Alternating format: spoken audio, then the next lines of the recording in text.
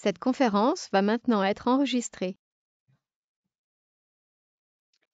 Ok. Eh bien, bonsoir à toutes et tous. Merci de nous rejoindre dans notre deuxième atelier en ligne vers une démarche zéro déchet.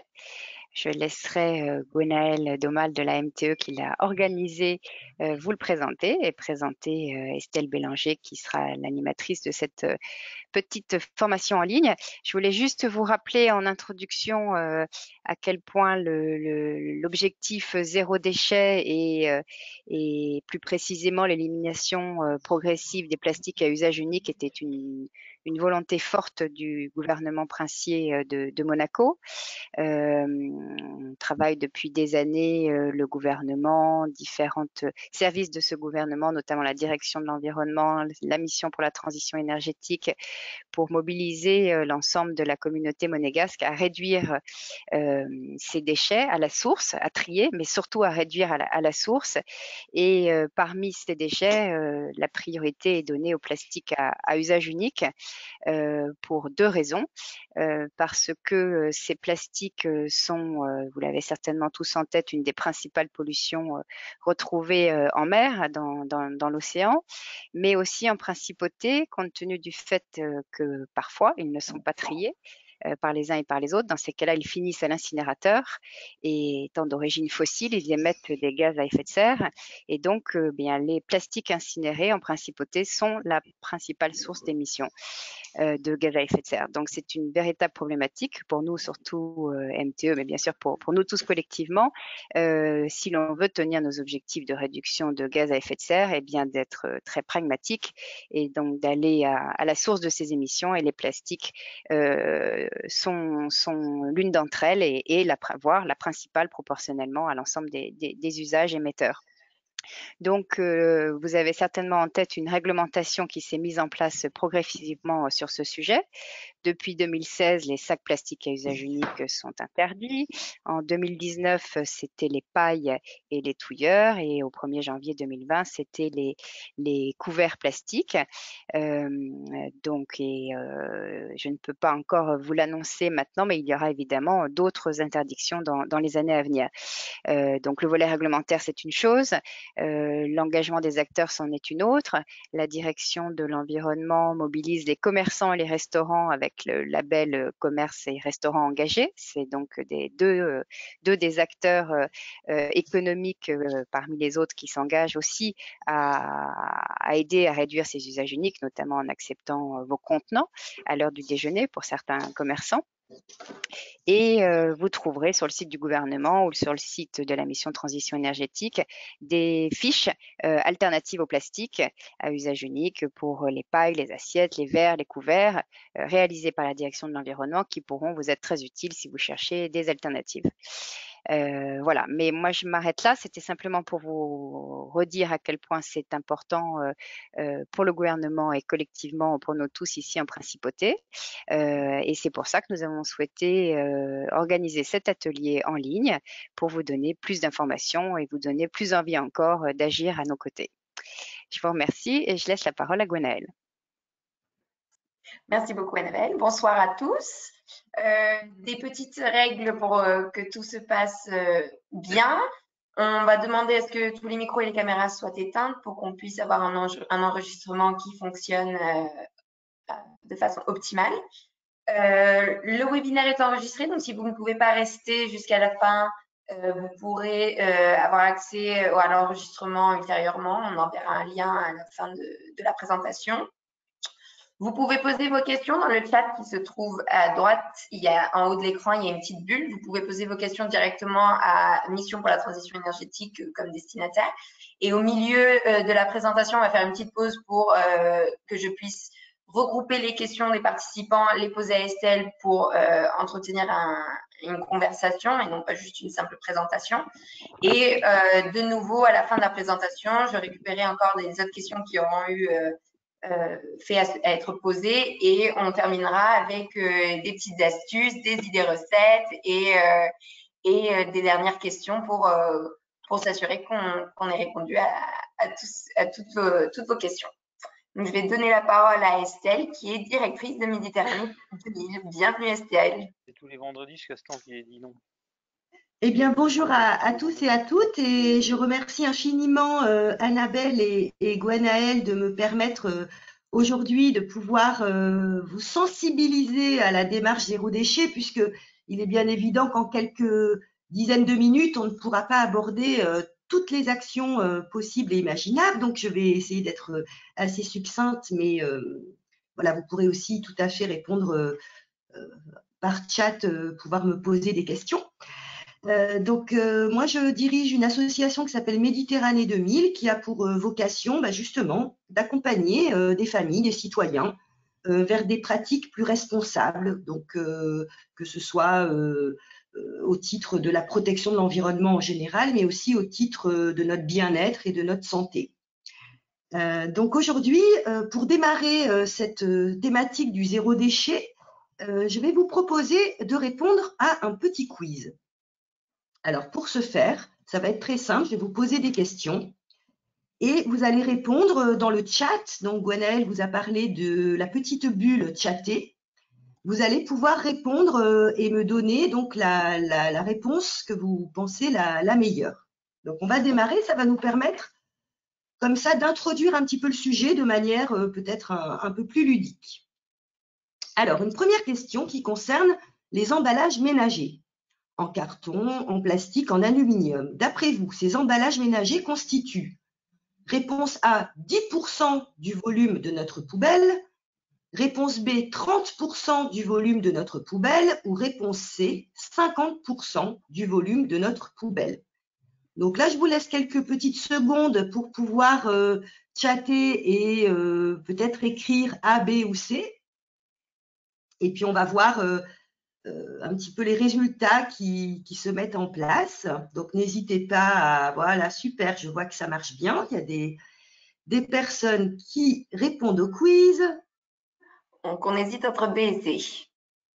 Oui, tout à fait. Avec quand même, là, je vois que dans le chat, on a quand même un C qui est prédominant, hein, n'est-ce pas, Gwenaëlle? Ouais.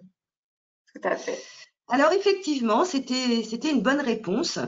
Les emballages ménagers, donc là, je le répète, un multimatériau, carton, plastique, aluminium, constitue en fait 50% du volume de notre poubelle. Le reste étant constitué essentiellement de déchets organiques à 30%. Tout à l'heure, on en parlera justement de ces fameux déchets organiques. Et les 20% restants concernent nos déchets non recyclables, comme les lingettes, comme les morceaux de chiffon, les cendres, etc. Voilà, tout ce qui n'est pas potentiellement recyclable. Donc, on voit que les emballages, de manière générale, représentent quand même 50%, donc c'est quand même énorme de notre poubelle quotidienne. Deuxième question. 99% des ressources prélevées dans la nature deviennent des déchets en moins de 10 jours, réponse A, 42 jours, réponse B, ou 322 jours, réponse C. Donc, je vous laisse aussi quelques secondes pour nous donner votre réponse.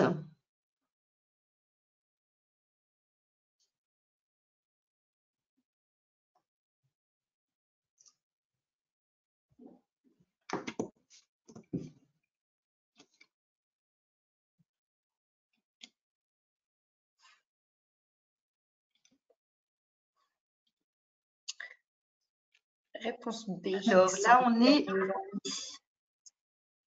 Vous m'entendez toujours? Oui. Gwenaëlle, oui. Réponse B. Oui, donc là, on est plutôt… Oui, on hésite entre la B, la C aussi. Donc, je vais vous donner tout de suite la réponse.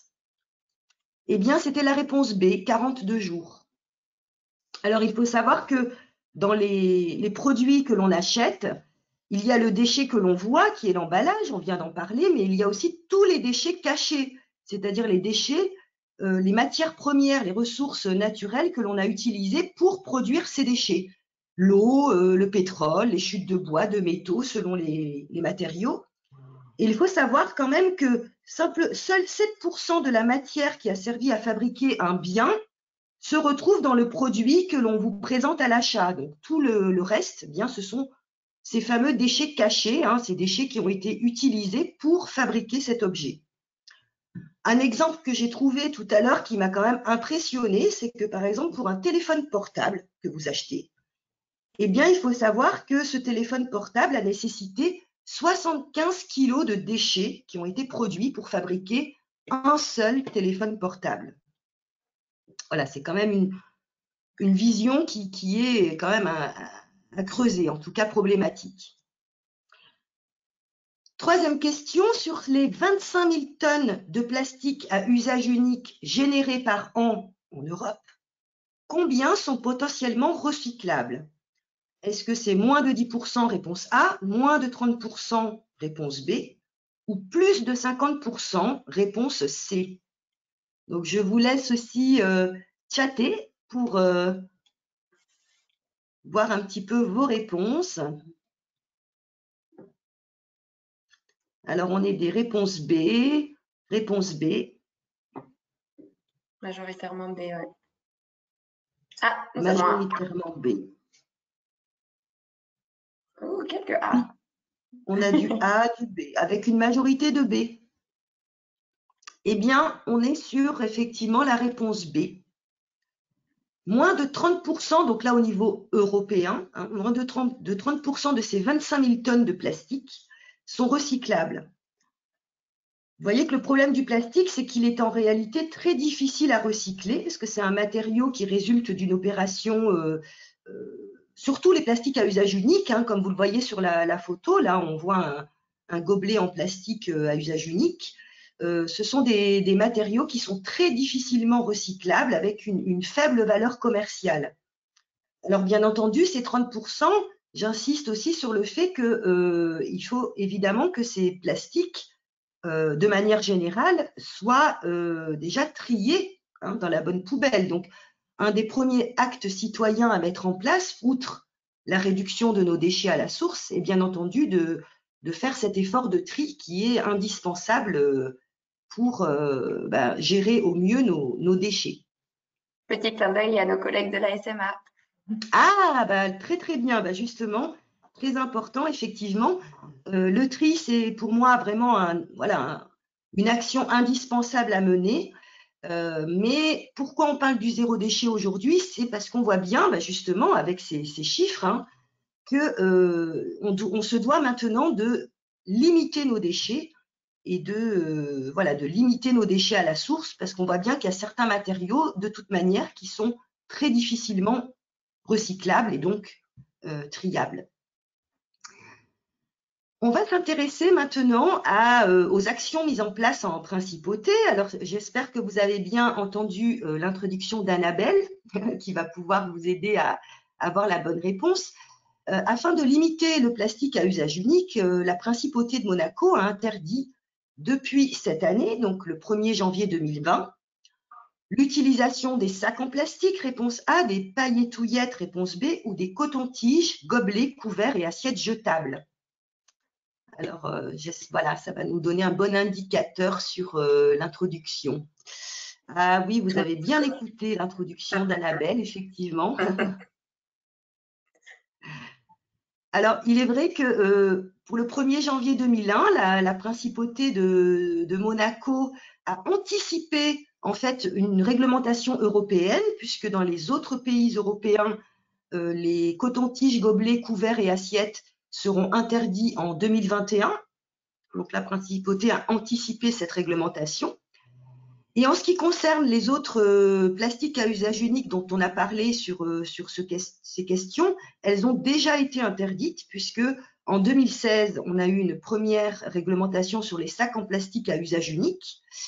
Et au 1er janvier 2019, eh bien, ce sont les pailletouillettes et mélangeurs en plastique qui ont été concernés. Donc, on voit bien que le plastique en général est quand même pas fantastique, si je peux me donner ce slogan, puisqu'il est difficilement recyclable, que c'est une des premières causes de pollution marine, notamment en Méditerranée. Vous avez un chiffre aussi qui est important, qui est noté en bas de cette diapositive. Dans un simple petit mètre carré en Méditerranée se trouvent environ 75 000 microparticules, évidemment, on en est sur de l'ordre de la particule microscopique dans les mers et les océans, et particulièrement en Méditerranée. Donc, il faut vraiment faire un effort pour limiter, et je suis vraiment heureuse que la Principauté anticipe tout ça, limiter justement ces plastiques à usage unique. Alors, on a balayé quelques constats et on va passer maintenant à quelques défis zéro déchet à adopter très facilement. Alors évidemment, un premier défi, une première action je suis certaine que vous menez déjà cette action, c'est de refuser systématiquement le sac. Hein, vous savez que bon, les sacs en plastique à usage unique sont interdits, mais pas tous. On peut encore retrouver chez certains commerces des matériaux, des sacs avec des matériaux plus lourds. Eh bien, c'est déjà d'avoir le réflexe de posséder dans son coffre, dans son sac, un sac réutilisable, un panier, un cabas ou un chariot, pour ne plus avoir besoin d'acheter de sacs en plastique pour transporter ses achats. Donc, action très facile à mettre en place. Deuxième défi, à la pause café, certains d'entre vous ont peut-être des activités professionnelles. À la pause café, dites non au gobelet en carton. Évidemment, le gobelet plastique est interdit, comme vous l'avez vu, mais il reste encore parfois des gobelets en carton à usage unique. Les sucres emballés aussi, on en trouve encore beaucoup, et des chocolats individuels. Il faut savoir que ces emballages individuels génèrent 5 fois plus de déchets qu'un grand contenant. Donc ça, c'est important à savoir. Toutes ces mini-doses produisent 5 fois plus de déchets. Donc là aussi, solution très simple, utilisons une tasse, soit on se la fait offrir, par exemple. Il y a la fête des pères bientôt pour les papas qui nous écoutent. Voilà, une action aussi là très simple à mettre en place. Ouais. Et si on ne boit pas de café ou de thé, on prend sa gourde réutilisable et on n'oublie pas de la laver au moins une fois par semaine. Mais on arrête d'acheter les bouteilles en plastique aussi parce que l'eau est totalement buvable au robinet ici. Défi numéro 3, à la pause déjeuner ou pour le goûter des enfants, optez pour un biswrap. Alors, vous voyez la petite photo qui est située à droite de votre écran. Un biswrap, c'est un tissu réutilisable à la cire d'abeille. Donc, un emballage alimentaire qui peut parfaitement remplacer le film alimentaire ou le papier aluminium pour, par exemple, comme vous le voyez sur la photo, emballer des restes de repas que l'on met au frigo. Pour le goûter des enfants, une tranche de gâteau ou une pomme à emballer. Il est réutilisable et donc il est très facilement aussi. Donc, si vous n'avez pas les moyens de le fabriquer vous-même, vous pouvez tout à fait l'acheter dans les grandes surfaces, dans les magasins spécialisés. Maintenant, on en trouve très facilement sur Internet aussi. Sinon, nous vous avons concocté une petite fiche tutoriel donc, que Gwenaëlle vous livrera, je crois, en fin de séance. Une petite fiche très simple. Il vous faudra un fer à repasser, des restes de coton chez vous, coton lavé, et du film alimentaire. Donc, vous avez sûrement ça chez vous aussi, du papier cuisson et des paillettes de cire, donc que l'on peut trouver aussi dans les magasins spécialisés très facilement. Donc, voilà, j'ai le plaisir de vous offrir ce petit tutoriel que vous aurez l'occasion de voir en fin de séance. Cinquième défi aussi très simple, c'est de remplacer le gel douche par un savon sans emballage. Alors pourquoi? Parce que le gel douche déjà contient beaucoup d'ingrédients. Hein. Vous avez peut-être fait une lecture d'étiquette après cette séance, allez voir la composition de vos gels douche, mais on trouve en présence de molécules qui sont potentiellement mauvaises pour la peau, comme les formaldéhyde ou l'huile de palme. Donc, il est vrai qu'un savon de Marseille de préférence, mais déjà le fait d'avoir un savon naturel sera meilleur pour la peau, au même titre que les shampoings aussi solides que l'on peut trouver très facilement maintenant dans les commerces. Oui. Et on peut les même, si on a envie, on peut même les faire à la maison. Il y a plein de tutoriels sur Internet pour se les faire à la maison. Tout à fait, oui, des tutoriels très simples. Et là, je précise, pour l'avoir testé auprès de mon enfant de 7 ans, Souvent, bon, les shampoings, ça pique les yeux, hein, bon, même si c'est marqué le contraire sur l'emballage, alors que ces shampoings solides, c'est beaucoup plus facile aussi pour les enfants, je trouve, personnellement en tout cas. 5e défi, vous avez tous eu l'occasion pendant le confinement, mais aussi pendant vos week-ends, d'occuper vos enfants par des activités. Eh bien, pourquoi pas les occuper par des activités zéro déchet? Alors là, nous vous proposons aussi, vous verrez un lien sur YouTube, nous vous proposons d'occuper vos enfants en fabriquant vous-même de la pâte à modeler à partir de farine. Vous verrez, c'est très très simple, de colorants alimentaires. Et votre enfant pourra tester cette pâte à modeler qui, en plus, je le répète, sera beaucoup plus saine pour sa santé. Peut-être qu'à ce niveau-là, on peut faire une mini pause de questions, si Gwenaëlle, certains ont des questions.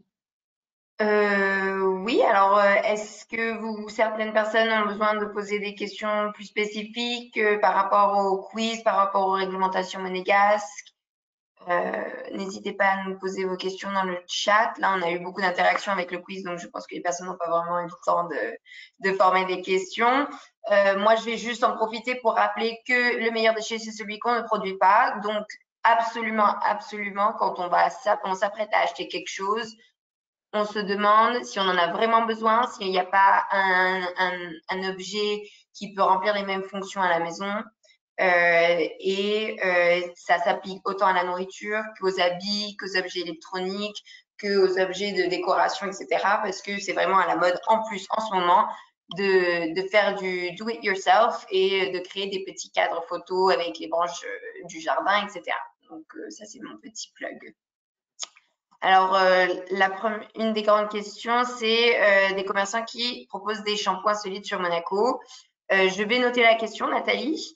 Personnellement, moi, je n'ai pas eu l'occasion d'en acheter sur Monaco, mais je vais faire une petite recherche et je le mettrai dans l'email de retour sur expérience à la fin du webinaire.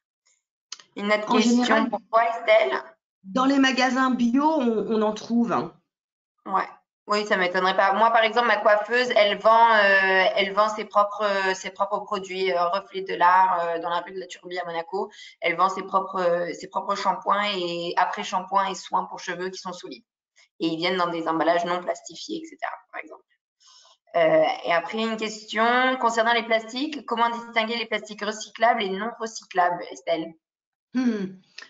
Alors ça, c'est pas évident. En tout cas, ce que je sais, parce que je connais pas mal le centre de tri, en fait, les déchets de la principauté arrivent au centre de tri de Cannes-la-Boca. Donc c'est un gros centre de tri qui recueille tous les déchets pratiquement du département, hein, quasiment.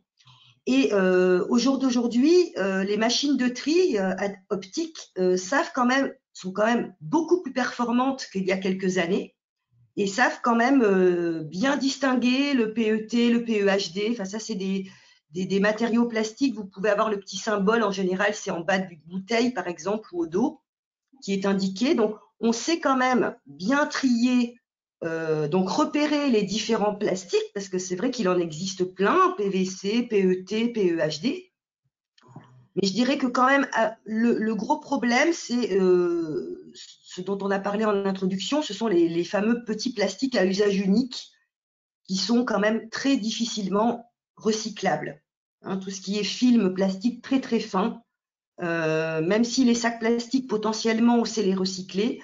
Et aussi, il faut parler aussi de la technologie, mais ensuite il y a aussi l'aspect filière.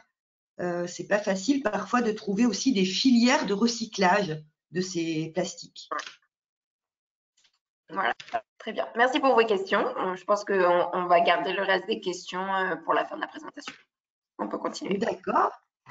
Alors, pour aller un petit peu plus loin, il est vrai que c'est difficile de ne pas être en présentiel et de mieux connaître vos pratiques. Donc, j'ai préféré déjà démarrer par des petits défis qui, vous le voyez, sont quand même très, très simples à adopter. Si vous voulez aller plus loin, je vous propose 3 challenges. Alors, le premier, eh bien, challenge, c'est de faire ses courses en vrac.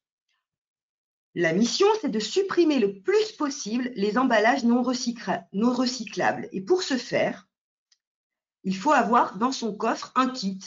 Donc là, c'est sûr que c'est un petit peu compliqué au départ parce qu'il faut prévoir tout son kit, mais ensuite, ça va être une habitude pour vous de prendre par exemple un sac à pain ou de vous le fabriquer vous-même pour celles et ceux qui ont des machines à coudre ou qui savent un petit peu coudre parce que c'est pas très compliqué.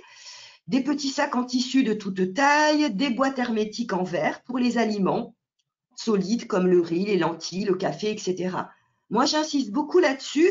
Alors, c'est vrai que ça peut nous paraître très compliqué de faire ces courses en vrac, mais au moins, commençons par déjà la boulangerie. On va tous à la boulangerie chercher son pain, ses croissants. Hein, c'est parfois notre petit bonheur du week-end. Et bien là, au lieu d'utiliser voilà, un emballage en papier, prenons des petits contenants pour pouvoir aller chercher sa baguette. Annabelle vous en a parlé en introduction. En principauté, de nombreux commerçants se sont engagés dans une démarche responsable et acceptent donc que leurs clients viennent faire leurs courses avec leurs propres contenants. Vous pourrez trouver la liste des commerçants engagés sur le lien qui vous est transmis en bas de cette diapositive.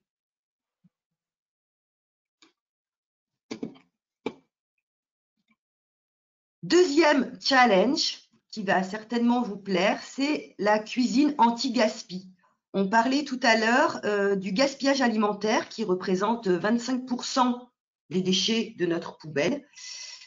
Vous voyez ici un camembert qui vous montre que nos restes de repas représentent le quart de nos déchets organiques.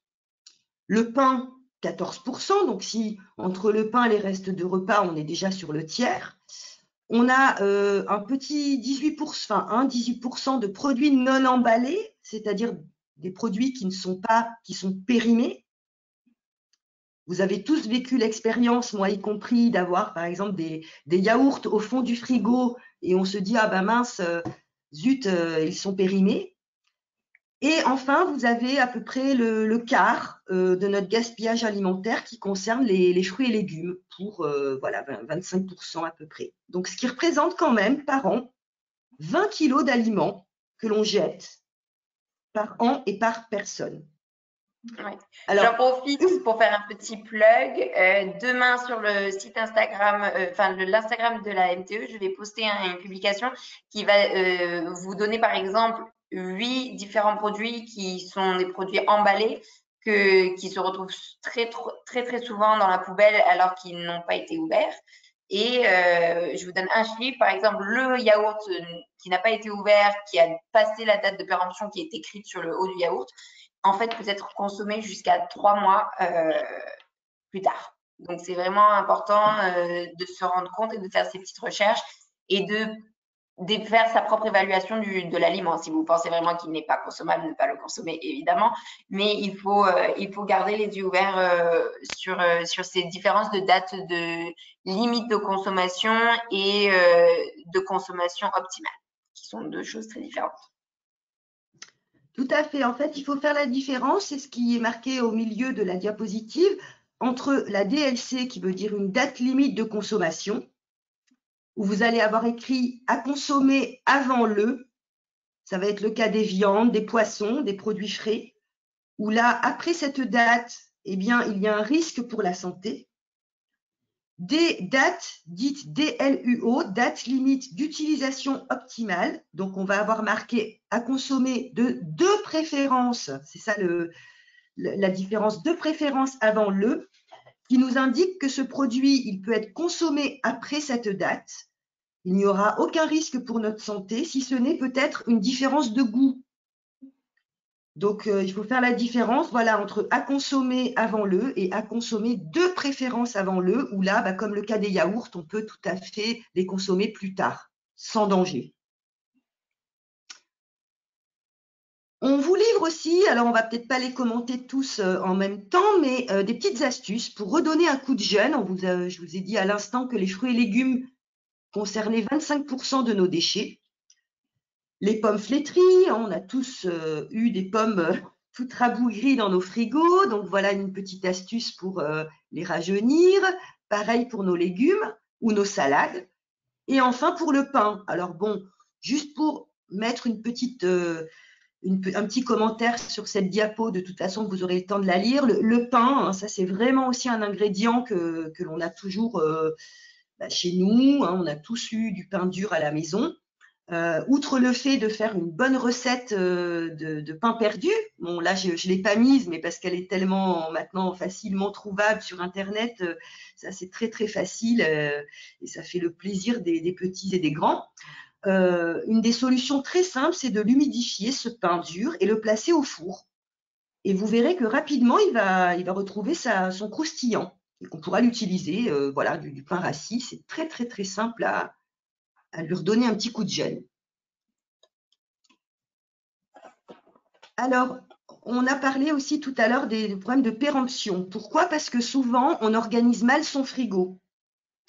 Déjà, on parlait des fameux yaourts, parce que là aussi, on l'a tous vécu. Si on a des enfants, on a souvent beaucoup de yaourts dans nos frigos. Eh bien, c'est déjà quand on va faire ses courses, de mettre les produits qui se périment le plus vite quand on ouvre directement la porte, hein, et les produits que l'on a achetés le plus récemment au fond. Comme ça nous évite déjà d'avoir des produits qui se périment, et de respecter aussi les zones de température, puisque dans nos frigos, on a des zones, notamment une zone froide et une zone intermédiaire, où là, notamment dans la zone froide, alors souvent c'est indiqué par des petits symboles, hein, où c'est écrit, ou vous avez directement écrit les compartiments, de ranger bien les aliments qui sont fragiles comme la viande, les poissons, les produits frais, dans cette fameuse zone froide. Et ça va déjà nous permettre de mieux conserver nos aliments. Le pack à légumes, c'est pareil. Il est fait pour y ranger ses légumes, et c'est vrai que c'est une zone qui est tempérée, donc ça permet d'avoir des légumes les mieux conservés possible.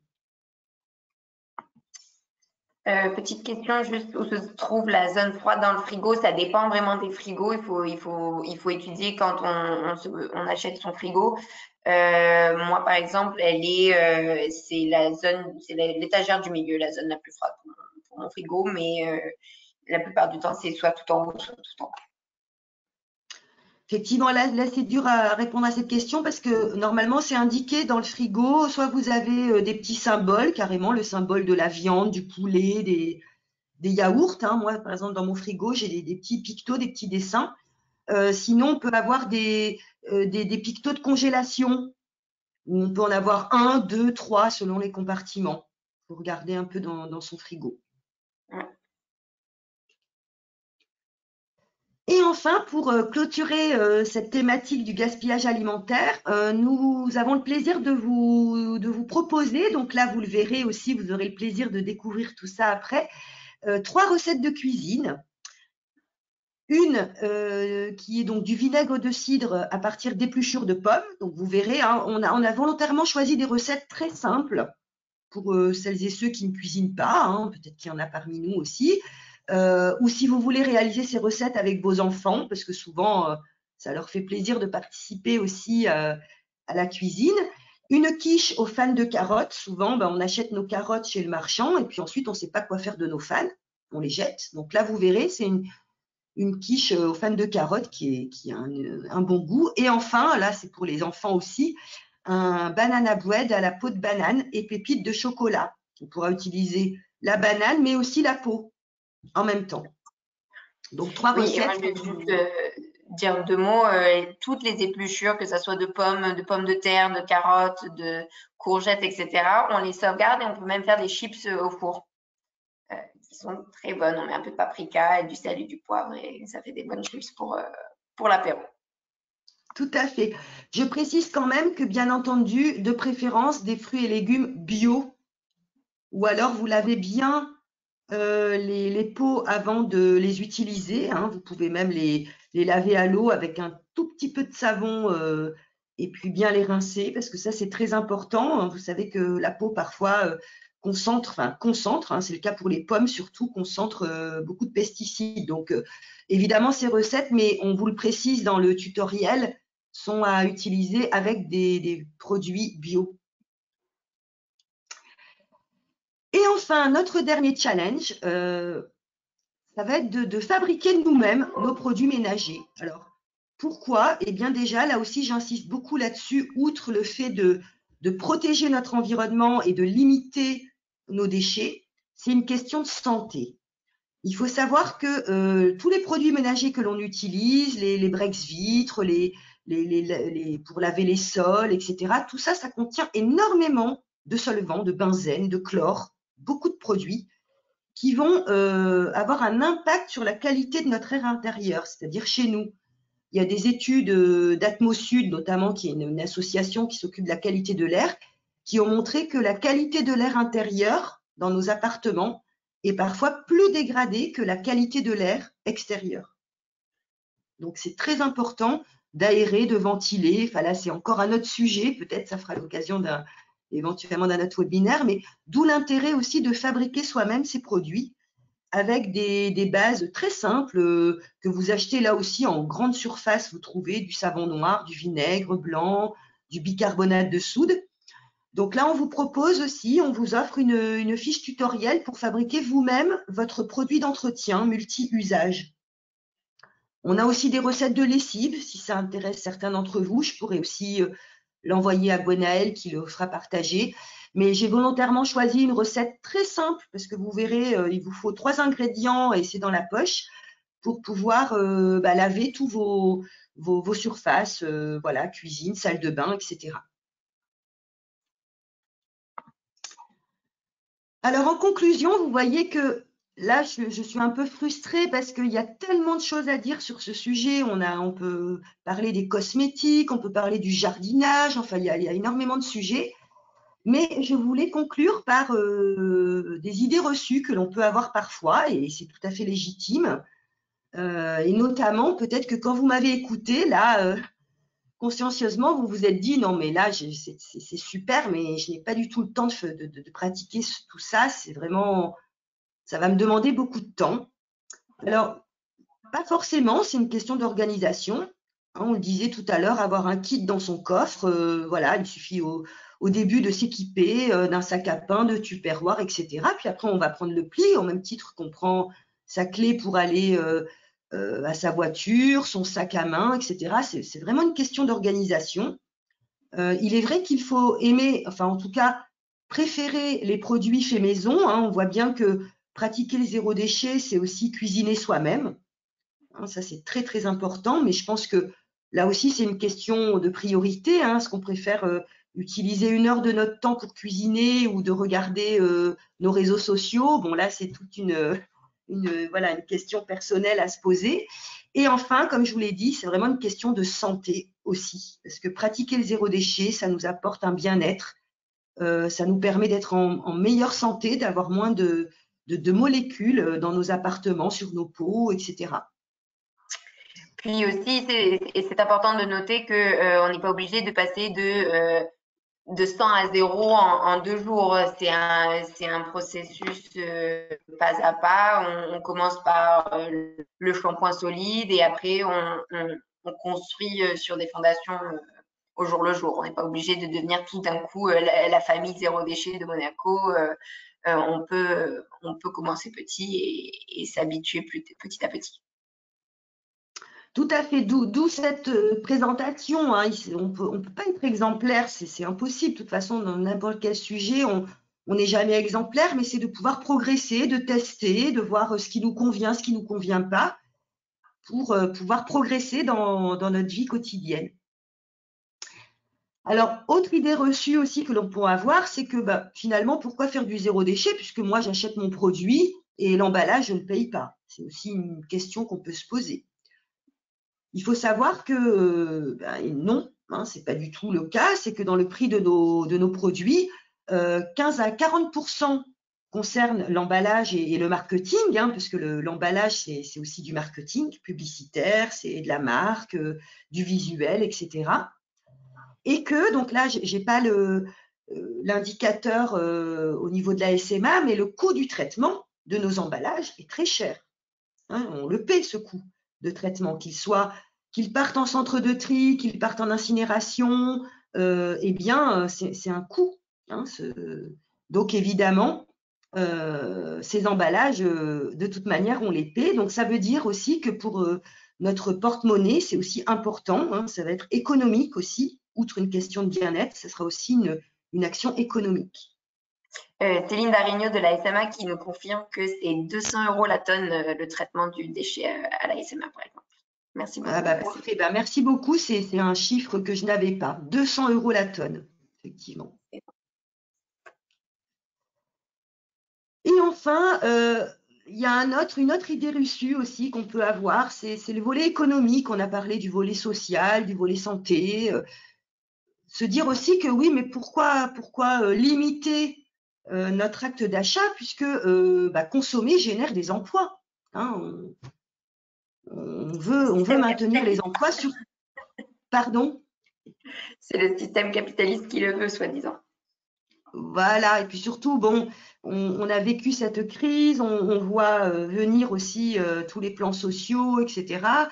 Alors, il y a une étude que je vous livre qui est vraiment très intéressante du Bureau européen de l'environnement, qui nous dit que pour un emploi actuel dans l'industrie de l'élimination des déchets, eh bien, on va pouvoir générer 10 emplois si l'on repense le système.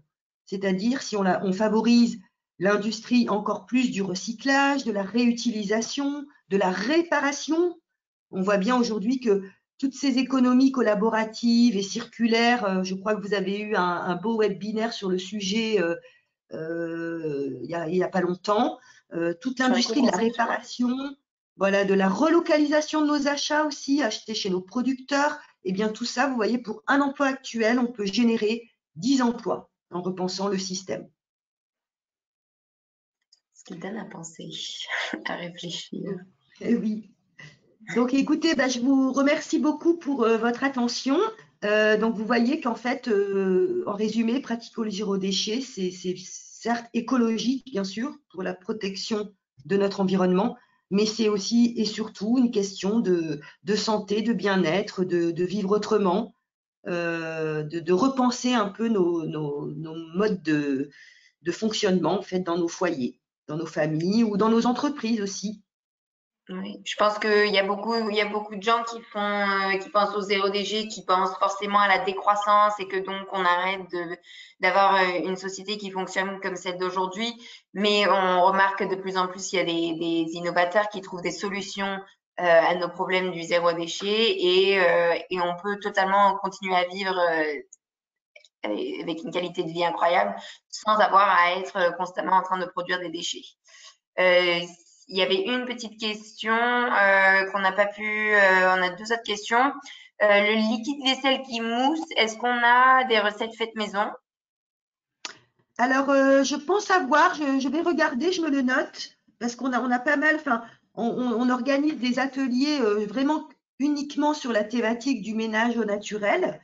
Donc, je pense qu'on doit avoir une recette de liquide qui mousse. Alors, pourquoi en fait, il faut savoir, c'est pas parce que ça mousse que ça va être ça va mieux marcher, hein, pas forcément. Aussi, c'est une idée reçue aussi qu'on peut avoir sur le sujet, mais je me note d'envoyer à Gwenaëlle une recette demain de liquide vaisselle. Voilà, je vais peut-être demander à Céline de la SMA si elle veut nous dire deux mots de leur programme Famille Zéro Déchet. Bonjour à tous, vous m'entendez? Oui, on t'entend très bien. Très bien. Bienvenue. Merci Gwenaëlle. Oui, deux mots. En fait, on a juste fait une petite expérimentation. C'était pendant la CERD, donc la Semaine européenne de la réduction des déchets en novembre dernier. On voulait voir un peu, déjà tester, voir s'il y avait des familles qui étaient motivées. Donc, on l'a fait juste avec 3 familles. Et en fait, ça coïncidait avec un programme de distribution de lombricomposteurs. Donc, les 3 familles en question plus été équipés à cette période de lombricomposteurs. Voilà, on a fait un petit suivi. Effectivement, ça a plutôt bien fonctionné pour ces 3 familles. On a distribué le kit de démarrage avec les sacs à pain, les sacs à vrac, des gourdes rechargeables pour les compotes de pommes, des gourdes. Voilà, bon, c'est parce que c'était une expérimentation, on a voulu vraiment aller au fond. Et donc, effectivement, sur les familles qui ont fait un retour, il y avait à chaque fois 50% de réduction de déchets sur la semaine. Donc, en fait, ils ont pesé les déchets pendant. Après, je pense que parce que c'était sur un temps très court, c'est pas forcément très représentatif parce qu'il y a des achats qu'on fait pas comme ça de façon récurrente toutes les semaines, les shampoings, les lessives, des choses comme ça. Donc, c'était vraiment pour tester. Isabelle me demandait si on pensait élargir l'opération. Enfin, on pourra en discuter tous ensemble. Pourquoi pas en étant épaulé par une association externe aussi. Enfin, tout ça est à discuter parce que c'est vrai que c'est quand même en termes d'animation quelque chose qui demande vraiment une organisation. Je sais qu'il y a d'autres territoires qui le font avec des ateliers mensuels sur la lessive, enfin sur la salle de bain, sur la cuisine, des choses comme ça. Donc mais c'était intéressant et effectivement, je pense que ça a permis aux familles de se lancer et puis surtout d'expliquer quelles pouvaient être les contraintes qu'ils rencontraient. Je suis d'accord avec vous, Estelle, effectivement, il y a beaucoup d'idées reçues. Par contre, c'est vrai que la question du temps est quand même revenue parce qu'il faut plus cuisiner. Mais je suis d'accord que tout est une question de priorité et que la période du Covid nous a montré que le rapport au temps, en fait, il doit être re-questionné aussi. Hein. Et puis, il y avait quand même un peu la question du coût parce qu'il fallait remplacer certains produits qui souvent sont dans des contenants en plastique avec des produits qui sont peut-être dans des contenants en verre qui peuvent être réutilisés. Et c'est vrai que c'est souvent pas la même gamme. Et donc, de fait, même les achats en vrac aujourd'hui, c'est plutôt dans les magasins bio.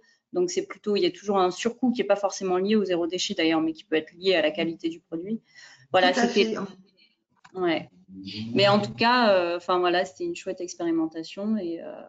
Mais les bases que vous venez d'expliquer sont déjà super. Et si on arrive tous à faire ça, je pense qu'on aura fait un grand pas dans la réduction des déchets. Voilà. Céline, une dernière petite question. Est-ce qu'il y a une carte des composteurs disponibles en principauté à l'accès de tous? Alors, pareil, on pourra en discuter à une autre réunion. Pour l'instant, il y en a très peu. C'est pour ça que, il y en a un qui est par la mairie de Monaco au parc Princesse Antoinette.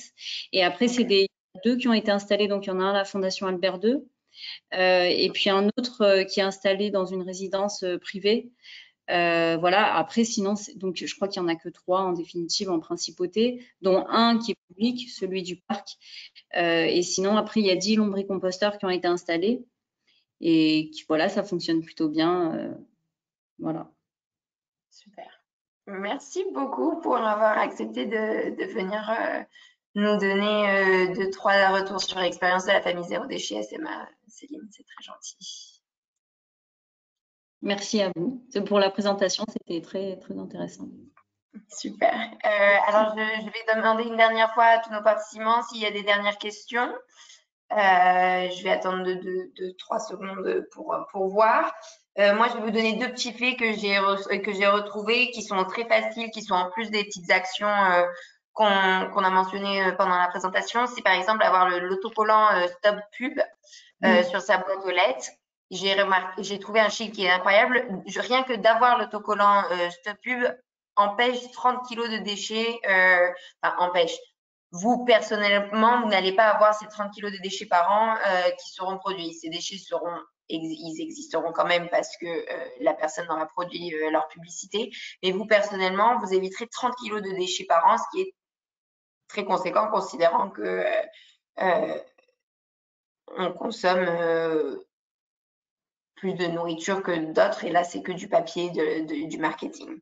Et 2 petites choses qui sont très faciles, c'est au lieu d'utiliser du sopalin dans la cuisine, on utilise des torchons, des vieux t-shirts qu'on lave et qu'on nettoie et qu'on coupe en limbeaux, et d'avoir un mouchoir en tissu au lieu d'avoir des paquets qui sont en plastique avec des mouchoirs en papier qui sont utilisables qu'une seule fois. Ça, c'est mes deux petites astuces que j'applique dans la vie de tous les jours ici. On a deux petites questions. Moi, je voulais juste insister sur juste un dernier point rapide, c'est que faire du zéro déchet, bon, effectivement, on peut se dire oui, mais ça va être une mode, pas du tout, hein, ça va perdurer, et on le voit bien avec la SMA au vu du coût à la tonne, il va vraiment falloir que tout le monde s'y mette. Et la deuxième chose, c'est que pratiquer zéro déchet aussi, c'est esthétique. On oublie aussi cette notion-là, mais il faut savoir que voilà, avoir un joli sac à pain, bah, c'est quand même plus joli de porter un beau sac qu'un vulgaire sac, voilà, logotypé. En plus, je vais pas citer de marque, mais c'est pas très joli. D'avoir des beaux contenants en verre aussi, ça peut être plus joli dans notre cuisine que d'avoir des emballages là aussi. Donc il y a aussi cet esthétisme qu'il faut prendre en compte.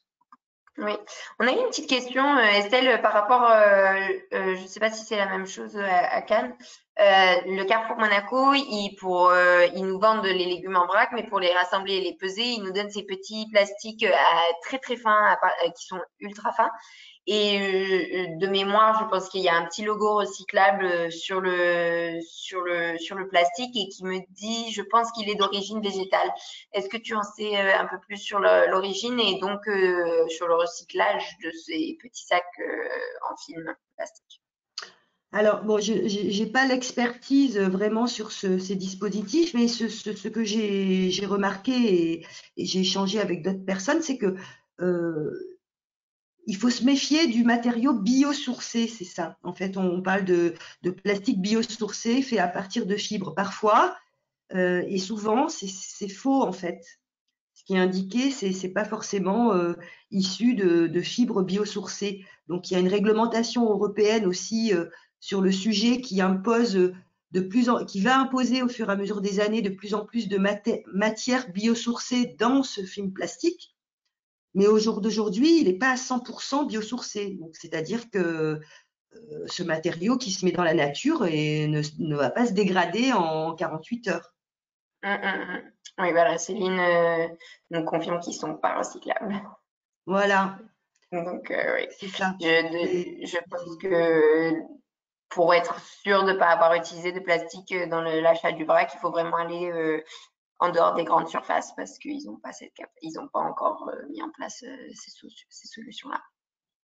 Après, maintenant, dans les groupes Carrefour, il y a de plus en plus, et d'ailleurs, là aussi, vous voyez que c'est quand même notre rôle à nous, consommateurs, de titiller nos industriels, parce que sur les groupes Carrefour ou Leclerc ou d'autres grandes surfaces, on a de plus en plus de vrac quand même qui sont proposés maintenant. Les rayons s'agrandissent, donc ça veut dire qu'il y a potentiellement de la demande, et c'est bien. Mais c'est mieux de venir avec ses contenants, parce que d'acheter ça sert pas à grand chose, parce qu'on va se retrouver avec un sac enfin un petit film en carton, plastique, etc. C'est pas. Absolument. Hop. Une dernière petite question. Isabelle qui partage.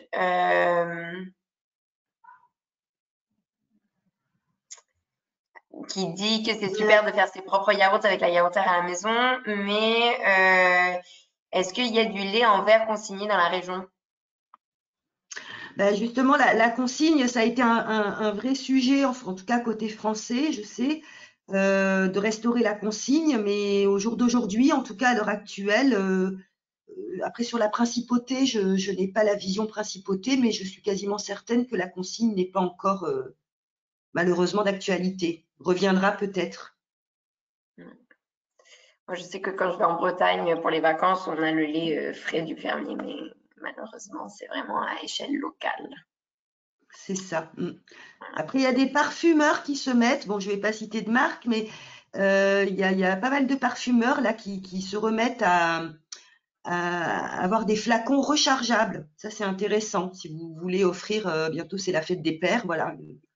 Penchez-vous sur les marques qui permettent de revenir et recharger son parfum.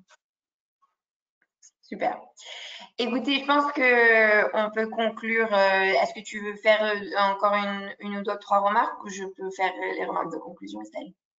Non, ben, en tout cas, je vous remercie vraiment beaucoup pour cette écoute, ces échanges. Et voilà, j'espère qu'à mon petit niveau, j'ai pu au moins vous sensibiliser, vous rendre curieux, on va dire, dans un Oui. premier temps. Bah, écoute, merci beaucoup.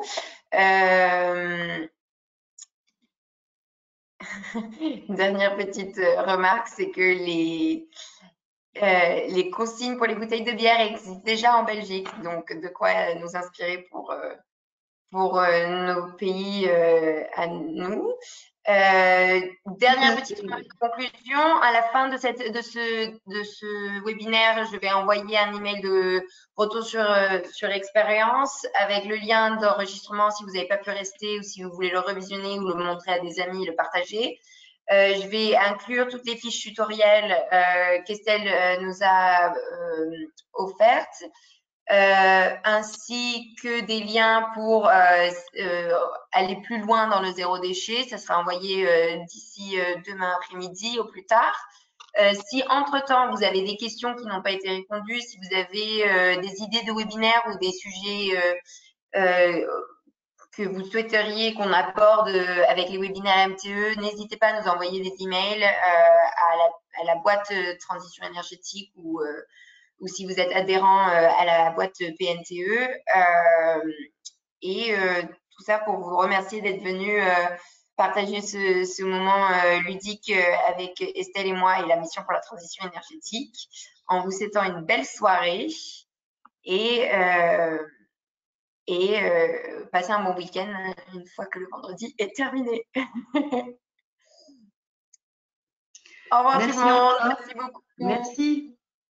Au revoir. Au revoir.